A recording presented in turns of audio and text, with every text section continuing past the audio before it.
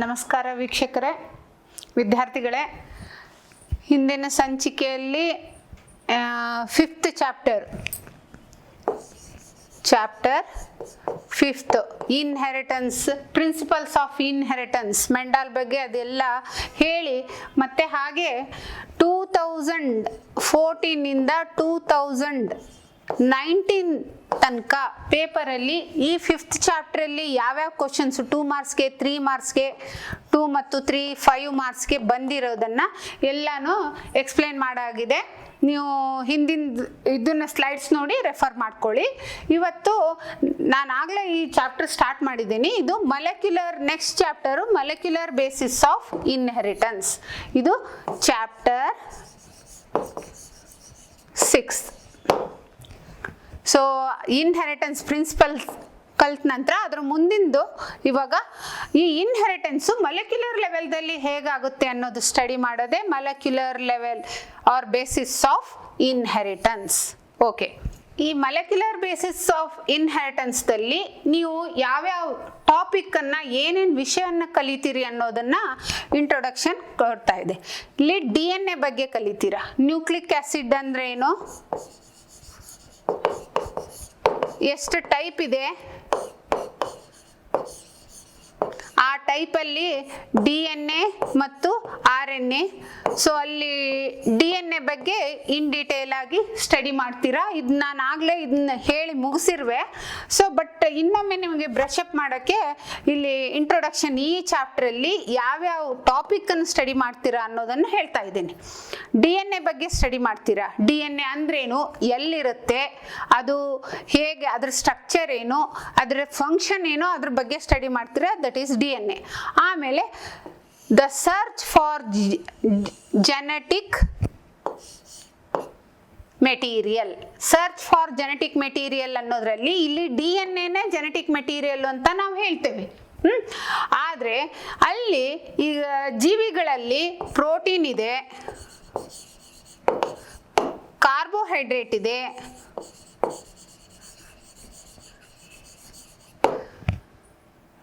Enzymes ಇದೆ, then lipids ಇದ್ದಾವೆ ಮತ್ತು ನ್ಯೂಕ್ಲಿಕ್ ಆಸಿಡ್ಸ್ ಇದೆ. ಇವು ಮೇಜರ್ ಬಯೋಮಾಲಿಕ್ಯೂಲ್ಸ್ ಅಂತ ಹೇಳ್ತೀವಿ. ಜೀವಿಗಳಲ್ಲಿರುವಂಥ ಇವು ಮಾಲಿಕ್ಯೂಲ್ಸ್, ಇದರಿಂದ ಜೀವಿ ಮಾಡಲ್ಪಟ್ಟಿದೆ. ಇದರಲ್ಲಿ ಅಲ್ಲಿ ಜೆನೆಟಿಕ್ ಮೆಟೀರಿಯಲ್ ಯಾವುದು ಅನ್ನೋದು ನೀವು ಸ್ಟಡಿ ಮಾಡಬೇಕಂದ್ರೆ ಇಲ್ಲಿ ನೋಡಿ, ನ್ಯೂಕ್ಲಿಕ್ ಆಸಿಡಲ್ಲಿ 2 ಟೈಪ್ ಬರುತ್ತೆ, DNA ಮತ್ತು RNA.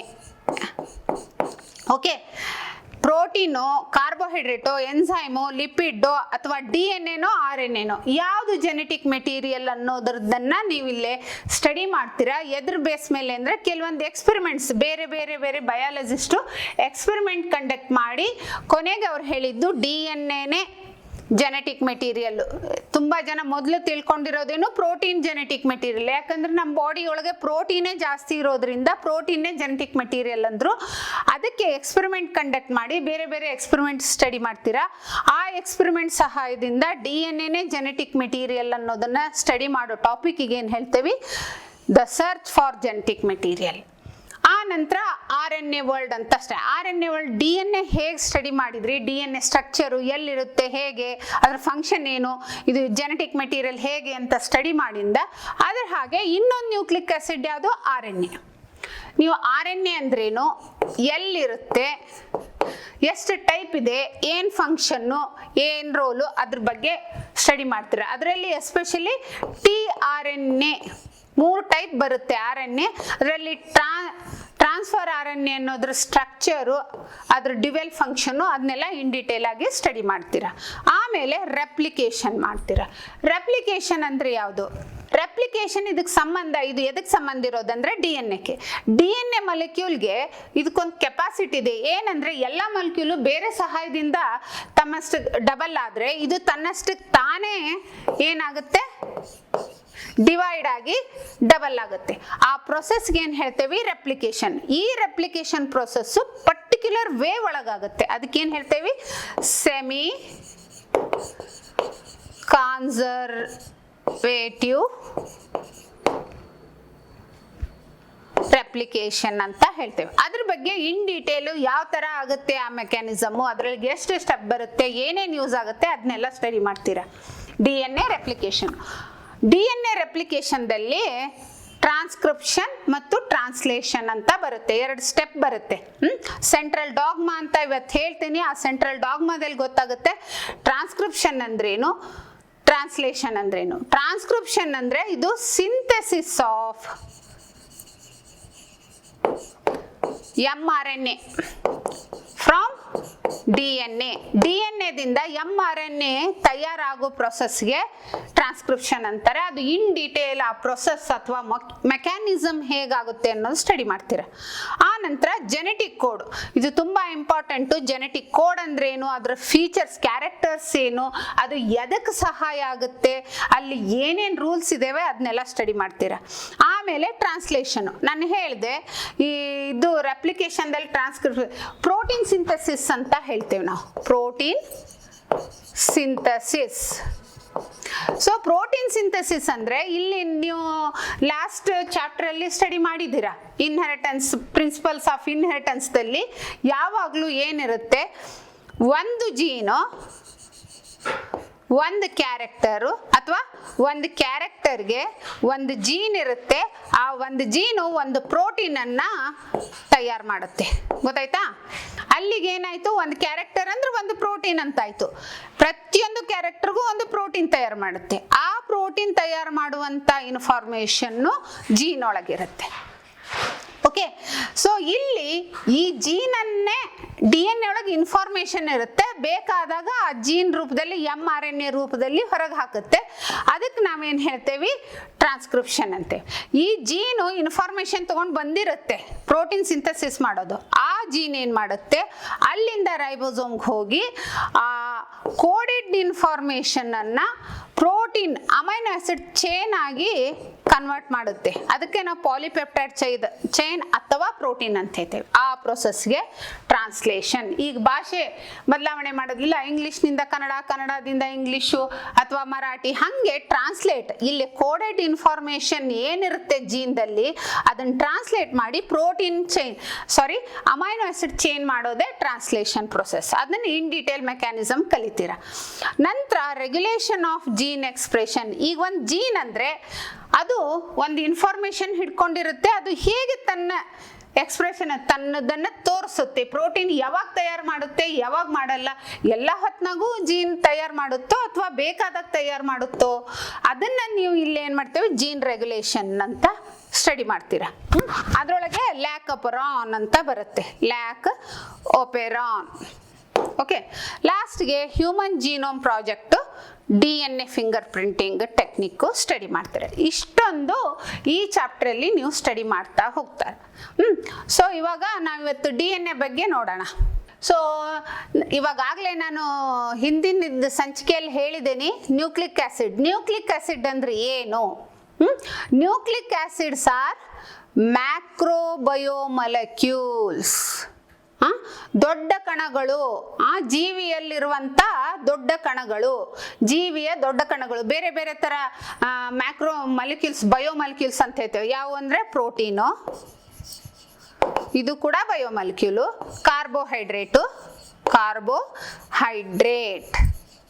ಹೈಡ್ರೇಟ್ಸ್, ಪಿಷ್ಟಗಳು ಅಂತ ಹೇಳ್ತೀರಿ. ಸೊ ಈ ಕಾರ್ಬೋಹೈಡ್ರೇಟ್ಗೆ ಇನ್ನೊಂದು ಹೆಸರು ಪಾಲಿಸ್ಯಾಕರೈಡ್ಸ್. ಪಾಲಿಸ್ಯಾಕರೈಡ್ಸ್ ಅಂದ್ರೂ ಒಂದೇ, ಕಾರ್ಬೋಹೈಡ್ರೇಟ್ ಅಂದ್ರೂ ಒಂದೇ. ಓಕೆ, ಹಾಗೆ ಲಿಪಿಡ್ಸ್, ಆ ನಂತರ ಎನ್ಸೈಮ್ಸ್, ಹಾಗೆ ನ್ಯೂಕ್ಲಿಕ್ ಆಸಿಡ್ಸ್. ಇವೆಲ್ಲ ಬೇರೆ ಬೇರೆ ತರನಾದ ಬಯೋಮಾಲಿಕ್ಯೂಲ್ಸ್, ಅಣುಗಳು. ಇವುಗಳಿಂದ ದೇಹ ಮಾಡಲ್ಪಟ್ಟಿದೆ. ಇದರಲ್ಲಿ ನೀವು ಏನ್ ಮಾಡಿದ್ದೀರಾ, ಹೋದ ವರ್ಷನೇ ಫಸ್ಟ್ ಇಯರ್ದಲ್ಲಿ ಕಲ್ತಿದ್ದೀರಾ. ಪ್ರೋಟೀನ್ ಅಂದ್ರೇನು, ಕಾರ್ಬೋಹೈಡ್ರೇಟ್ ಏನು, ಅದ್ರ ಟೈಪ್ಸ್ ಏನು, ಅದ್ರ ಫಂಕ್ಷನ್ ಏನು, lipid, enzyme, nucleic acid. Nucleic acid ಬಗ್ಗೆ ಸ್ವಲ್ಪ ಸಿಂಪಲ್ ಆಗಿ ಕಲ್ತಿದ್ದೀರಾ. ಅದ್ರದ್ದೇ ಇನ್ ಡೀಟೇಲ್ ವರ್ಷನ್ ನೀವು ಈ ವರ್ಷ ಈ ಚಾಪ್ಟರ್ನಲ್ಲಿ ಕಲಿತಾ ಹೋಗ್ತೀರಾ. ಓಕೆ, ಈಗ ನ್ಯೂಕ್ಲಿಕ್ ಆಸಿಡ್ ಅಂದ್ರೆ ಏನು ಅನ್ನೋದು ಫಸ್ಟ್ ತಿಳ್ಕೊಳ್ಳಿ. Nucleic acids are macrobiomolecules. ದೊಡ್ಡ ಕಣಗಳು, ಜೀವಿಗಳಲ್ಲಿರುವಂಥ ದೊಡ್ಡ ಕಣಗಳು. Found in all living organism. ಎಲ್ಲಿ ಜೀವಿ ಅಂತ ಹೇಳ್ತೀರಿ ಅಲ್ಲಿ ನ್ಯೂಕ್ಲಿಕ್ ಆಸಿಡ್ಸ್ ಇದ್ದೇ ಇರುತ್ತೆ. ಓಕೆ, ಈ nucleic acid these are found in nucleus and cytoplasm of the cell. ಎಲ್ಲಿರುತ್ತೆ? 2 ಟೈಪ್ ಅಂತ ಹೇಳಿದ್ದೀನಿ ನಾನು. ನ್ಯೂಕ್ಲಿಕ್ ಆಸಿಡ್ಸ್ 2 ಟೈಪ್ ಇದೆ, DNA ಮತ್ತು RNA. ಮೊದಲು ಇವು ಎಲ್ಲಿರ್ತಾವು ಅನ್ನೋದನ್ನ ತಿಳ್ಕೊಳ್ಳಿ. ಎಲ್ಲಿರುತ್ತೆ?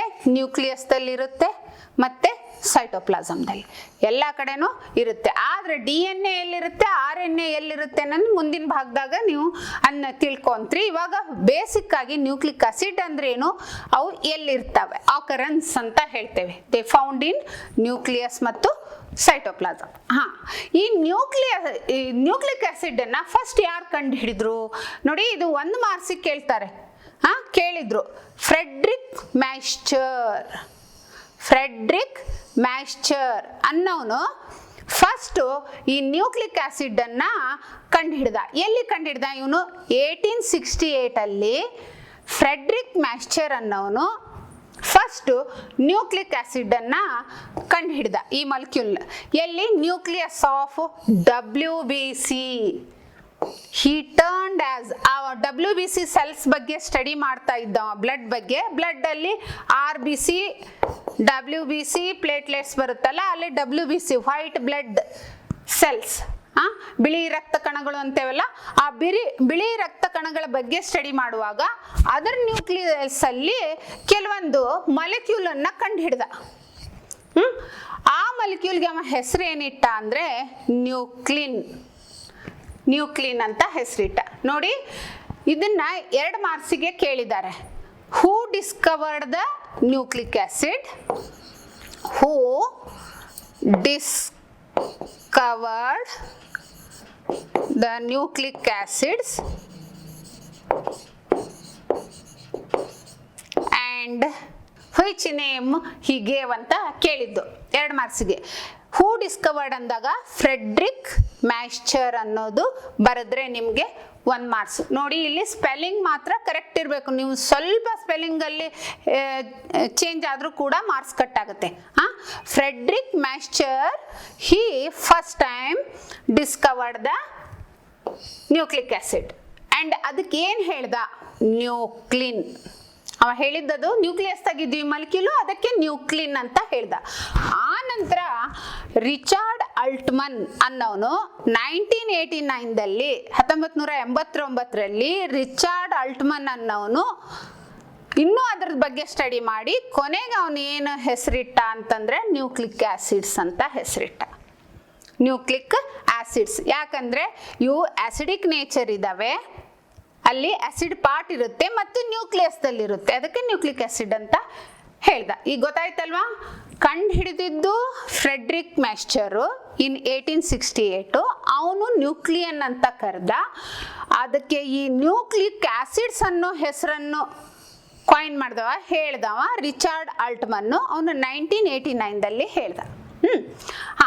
ಈಗ ಹೇಳಿದೆ ನಾನು, ನ್ಯೂಕ್ಲಿಕ್ ಆಸಿಡ್ಸು 2 ಟೈಪ್ ಇರುತ್ತೆ, ಒಂದು RNA, ಇನ್ನೊಂದು DNA.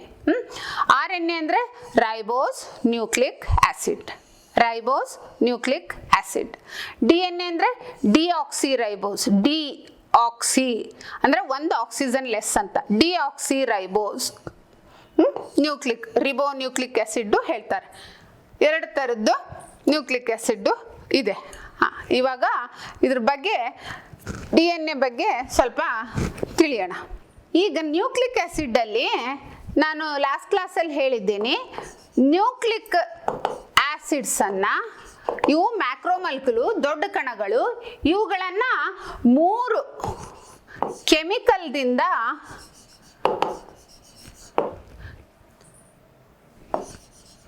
ಮಾಡಲ್ಪಟ್ಟಿದೆ. So they made up of 3 chemical components. 3 chemical components ಯಾವ್ದಾವುದು?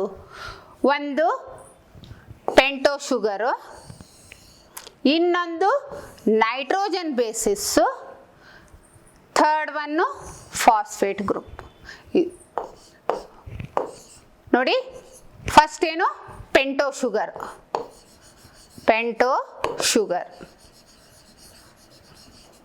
ನಾನು ಇದನ್ನ ಇನ್ ಡೀಟೇಲ್ ಆಗಿ ಪೆಂಟೋ ಶುಗರ್ ಅಂದ್ರೇನು, ಎಷ್ಟು ಟೈಪ್ ಇದೆ, ಇದನ್ನೆಲ್ಲ ನಾನು ಏನು ಮಾಡಿದ್ದೇನೆ ಹಿಂದಿನ ಸಂಚಿಕೆ ಒಳಗೆ ಕೊಟ್ಟಿದ್ದೇನೆ.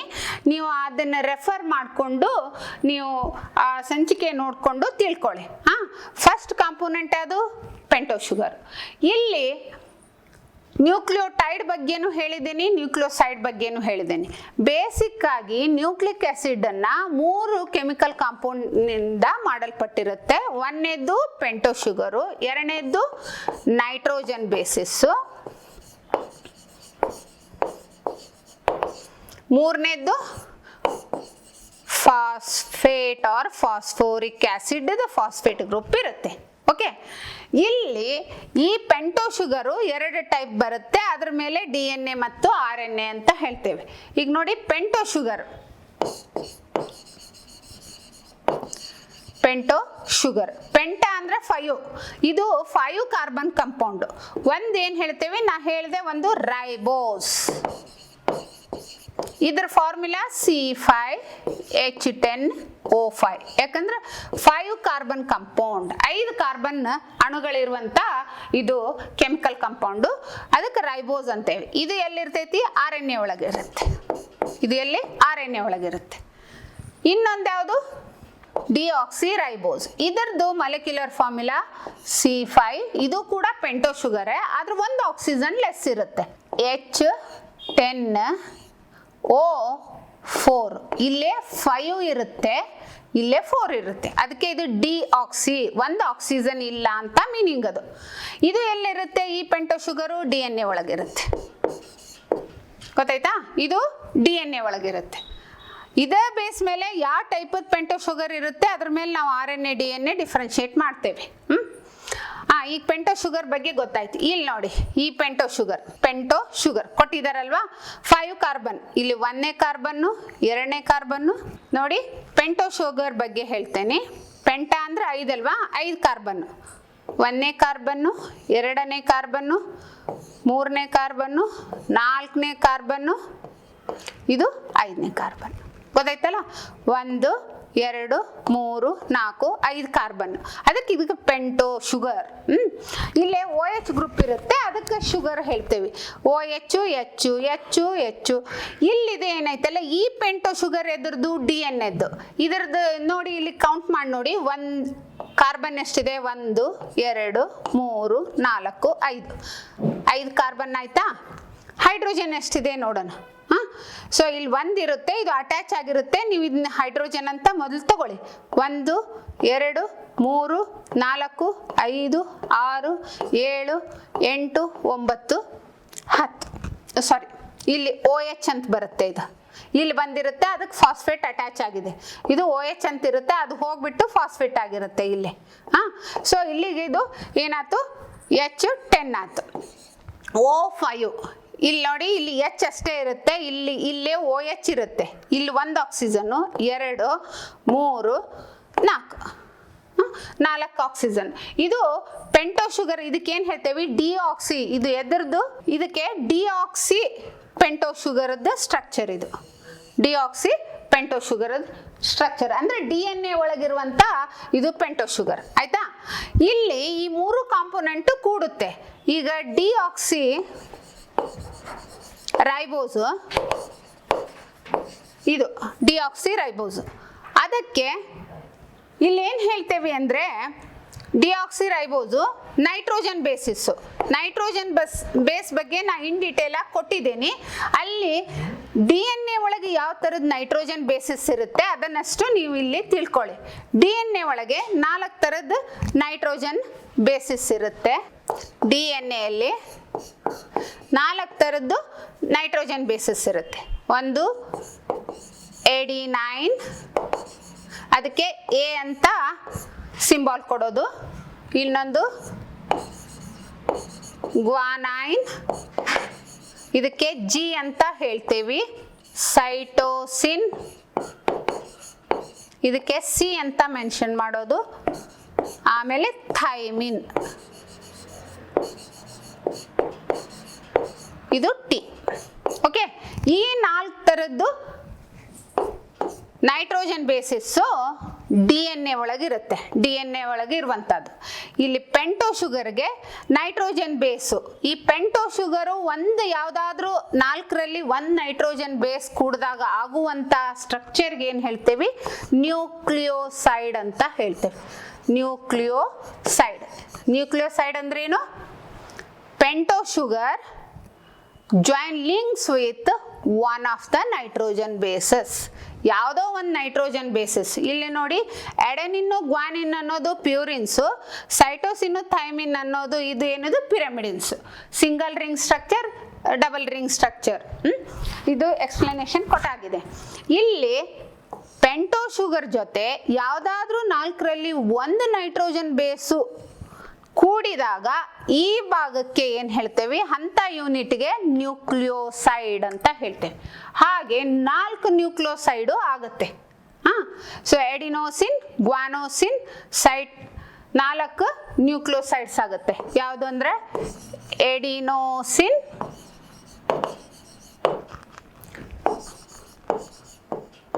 ಗ್ವಾನೋಸಿನ್, ಈ ಭಾಗ ಪೆಂಟೋ ಶುಗರು, ಇಲ್ಲಿ ಎಡಿನಿನ್ ಇದ್ದಾಗ ಎಡಿನೋಸಿನ್ ಆಗುತ್ತೆ. ಪೆಂಟೋ ಶುಗರು ಇಲ್ಲಿ ಗ್ವಾನಿನ್ ಇದ್ದಾಗ ಗ್ವಾನೋಸಿನ್ ಆಗುತ್ತೆ. ಆಮೇಲೆ ಸೈಟೆಡಿನ್ ಅಂಡ್ ಥೈಮೆಡಿನ್ 4. ಇಲ್ಲಿ ಈ ಪೆಂಟೋ ಶುಗರ್ಗೆ ಇಲ್ಲೇನಾದ್ರೂ ಸೈಟೋಸಿನ್ ಕೂಡಿದಾಗ ಸೈಟೆಡಿನ್ ಆಗುತ್ತೆ, ಥೈಮಿನ್ ಇದ್ರೆ ಥೈಮ್ಯಾಡಿನ್ ಆಗುತ್ತೆ. ಗೊತ್ತಾಯ್ತಲ್ವಾ? ಈಗ 4 ನ್ಯೂಕ್ಲಿಯೋಸೈಡ್ಸ್ ಅಂದ್ರೆ ಪೆಂಟೋ ಶುಗರ್ ಜೊತೆ ಯಾವ್ದಾದ್ರೂ 1 ನೈಟ್ರೋಜನ್ ಬೇಸ್ ಕೂಡಿದಾಗ ಆಗೋದಕ್ಕೆ ಏನ್ ಹೇಳ್ತೇವೆ, ನ್ಯೂಕ್ಲಿಯೋಸೈಡ್ಸ್ ಅಂತ ಹೇಳ್ತೇವೆ. DNA ಒಳಗೆ 4 ತರದ ನ್ಯೂಕ್ಲಿಯೋಸೈಡ್ಸ್ ಇದ್ದೇವೆ, adenosine, guanosine, cytidine, thymidine. Okay, ಆದ್ರೆ ನ್ಯೂಕ್ಲಿಯೋಟೈಡ್ ಅಂತಿದೆ ನೋಡಿ ಇಲ್ಲಿ. ನ್ಯೂಕ್ಲಿಯೋಟೈಡ್ ಬಗ್ಗೆನೂ ಹೇಳಿದ್ದೇನೆ. Nucleotides are call it as the units of nucleic acids. ಇದಕ್ಕೇನು ಹೇಳ್ತೇವೆ, ಯೂನಿಟ್ಸ್ ಆಫ್ ನ್ಯೂಕ್ಲಿಕ್ ಆಸಿಡ್ಸ್ ಅಂತ ಹೇಳ್ತೇವೆ. ನೋಡಿ, ನ್ಯೂಕ್ಲಿಯೋಟೈಡ್ಸ್ ಅಂದ್ರೇನು, units of nucleic acids. Okay, ಈಗ 1 ನ್ಯೂಕ್ಲಿಯೋಟೈಡ್ ಅಲ್ಲಿ ನಾ ಹೇಳಿದ್ದೇನಂದ್ರೆ 3 ಕೆಮಿಕಲ್ ಕಾಂಪೋನೆಂಟ್ ಇರುತ್ತೆ ಅಂತ ಹೇಳಿರೋದು, ಹೌದಾನೆ? ಈ 3 ಕೆಮಿಕಲ್ ಕಾಂಪೋನೆಂಟ್ ಕರೆಕ್ಟ್ ವೇದಲ್ಲಿ ಕೂಡಿದಾಗ ಒಂದು ನ್ಯೂಕ್ಲಿಯೋಟೈಡ್ ಆಗುತ್ತೆ. ಇಂಥ ನ್ಯೂಕ್ಲಿಯೋಟೈಡು, ಇದು 1 ನ್ಯೂಕ್ಲಿಯೋಟೈಡ್. ಈ ನ್ಯೂಕ್ಲಿಯೋಟೈಡ್ ಜಾಯಿನ್ ಆಗಿ ಪಾಲಿನ್ಯೂಕ್ಲಿಯೋಟೈಡ್ ಚೈನ್ ಆಗುತ್ತೆ. ಈ ನ್ಯೂಕ್ಲಿಯೋಟೈಡ್ ದಲ್ಲಿ ನೋಡಿ, ಇದು ಪೆಂಟೋ ಶುಗರ್, ಅದಕ್ಕೆ ಒಂದು ಸೈಡು ಕಾರ್ಬನ್ ಫಸ್ಟ್ ಇರುವಲ್ಲಿ ಒಂದು ಯಾವುದೋ ನೈಟ್ರೋಜನ್ ಬೇಸಸ್ ಆಗುತ್ತೆ. ಈಗ ಇದು ಅಡೆನೈನ್, ಇಲ್ಲಿ ಕೊಟ್ಟಿದೆ ಅಡೆನೈನ್, ಇದು ಡಬಲ್ ರಿಂಗ್ ಸ್ಟ್ರಕ್ಚರ್. ಇದು ಪ್ಯೂರಿನ್ ಇದು ಒಂದು ನೈಟ್ರೋಜನ್ ಬೇಸ್. ಅದಕ್ಕೆ ಇನ್ನೊಂದು ಸೈಡ್ ಪೆಂಟೋ ಶುಗರ್ಗೆ 5th ಕಾರ್ಬನ್ ಪೊಸಿಷನ್ದಾಗ ಫಾಸ್ಫೇಟ್ ಗ್ರೂಪ್ ಅಟ್ಯಾಚ್ ಆಗುತ್ತೆ. ಇಷ್ಟಿರೋದಕ್ಕೆ ಏನು ಹೇಳಿರೋದು, ಇದು ಪೆಂಟೋ ಶುಗರ್ ಮತ್ತು ಒಂದು ನೈಟ್ರೋಜನ್ ಬೇಸ್ ಕೂಡಿದಾಗ ನ್ಯೂಕ್ಲಿಯೋಸೈಡ್ ಆಗುತ್ತೆ. ಆ ನ್ಯೂಕ್ಲಿಯೋಸೈಡಿಗೆ ಫಾಸ್ಫೇಟ್ ಅಟ್ಯಾಚ್ ಆದಾಗ ಏನಾಗುತ್ತೆ, ನ್ಯೂಕ್ಲಿಯೋಟೈಡ್ ಆಗುತ್ತೆ. So nucleotide made up of 3 parts of nucleotide ಕೊಟ್ಟಿದ್ದಾರೆ, made up of 3 chemicals. One is pentose sugar, another one is nitrogen, any one of the nitrogen bases, and phosphate group. This thing we call it as the nucleotide. It is structure of nucleotide. ಗೊತ್ತಾಯ್ತಲ್ವಾ? ಇಲ್ಲಿ ನೋಡಿ, ಈ ಶುಗರ್ಗೆ ಈ ನೈಟ್ರೋಜನ್ಗೆ ಇಲ್ಲೊಂದು bond formation ಆಗುತ್ತೆ, ಆಯ್ತಾ? ಇದ್ರ ನಡುವೆ ಒಂದು ಬಾಂಡ್ ಫಾರ್ಮೇಷನ್ ಆಗುತ್ತೆ. ಹಾಗೆ ಇನ್ನೊಂದೇನು ಹೇಳೋದಂದ್ರೆ ನೋಡಿ, ಈ ನೈಟ್ರೋಜನ್ ಬೇಸಸ್, ಇದು ಎಡನಿನ್ನು, ಇದು ಶುಗರು, ಇದ್ರ ಮಧ್ಯೆ ಏನಾಗುತ್ತೆ, ಇಲ್ಲೊಂದು ಬಾಂಡ್ ಫಾರ್ಮೇಷನ್ ಆಗುತ್ತೆ. Between pento sugar and nitrogen base on first carbon, here there is a bond formation takes place. ಈ ಬಾಂಡ್ ಅಥವಾ ಲಿಂಕೇಜ್ಗೆ ಏನಂತಾರಂದ್ರೆ ಎನ್ ಗ್ಲೈಕೋಸೈಡಿಕ್ ಲಿಂಕೇಜ್. 1 ಮಾರ್ಕ್ಸ್ಗೆಲ್ಲ ಇದನ್ನ ಕೇಳ್ತಾರೆ. Which type of linkage between pento sugar and nitrogen basis.